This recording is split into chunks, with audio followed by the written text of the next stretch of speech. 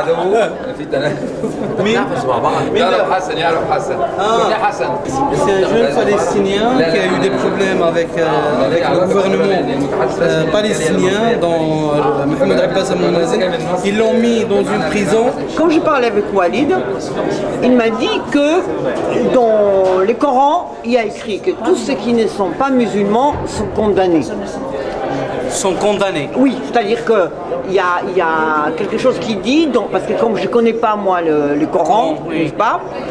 Est-ce que c'est vrai? Est-ce qu'il y a quelque chose qui incite dans l'écrit du Coran les gens de dire qu'il faut devenir musulman et que ceux qui ne sont pas musulmans sont condamnés?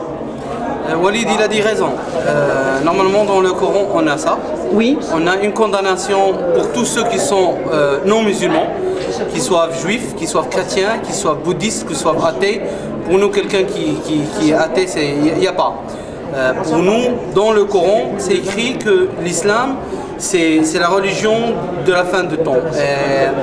Ce que nous, on demande actuellement en tant que musulmans modérés, en tant que des vrais connaissants, on va dire, de l'islam, c'est d'essayer de trouver dans le Coran qui va avec. Parce que le Coran, c'est un livre qui est fait pour toutes les époques.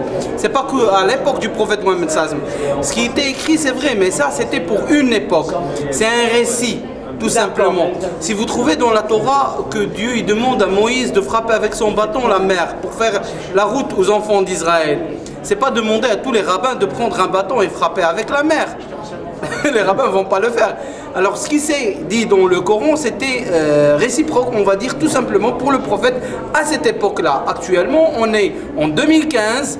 Alors on a plein de choses, on a la communication, l'art de bien vivre ensemble, et on est dans la liberté, on va dire, de la religion. Quand j'entends actuellement que Walid, il a été condamné tout simplement parce qu'il a choisi un mode de vie, on va dire entre guillemets, qu'il soit athée ou chrétien ou juif ou quoi que ce soit, et que jusqu'à maintenant les mentalités dans les pays musulmans, arabo-musulmanes, ils sont toujours renfermés. C'est-à-dire si demain quelqu'un musulman d'un pays, qui que ce soit, il dit je veux quitter l'islam, il serait condamné à mort. C'est une réalité. Pas tout simplement à la prison. Lui, il a eu de la chance, il a eu que de la prison. Mais normalement, dans les pays arabes, quelqu'un qui va quitter l'islam, il est condamné vraiment à perpétuer ou bien à mort.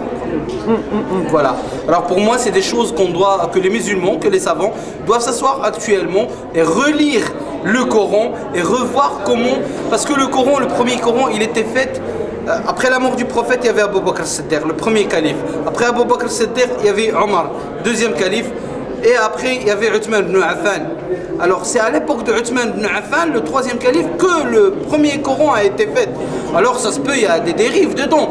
Alors c'est pas parce que c'est le Coran, on va dire non, les musulmans, le Coran, comme l'état qu'on a vu actuellement, comme il existe dans les librairies et tout, il est fait à l'époque de Uthman ibn Affan, le troisième calife. Ça veut dire des années après la mort du prophète. Alors on peut peut-être trouver, entre guillemets, des paroles qui étaient rajoutées dedans. Alors pourquoi pas ne pas mettre le Coran et le réétudier d'une manière ou d'une autre et voir est-ce qu'il y a des choses qui ne correspondent pas avec notre vie actuelle et mettre fin. Ah bah Inch'Allah.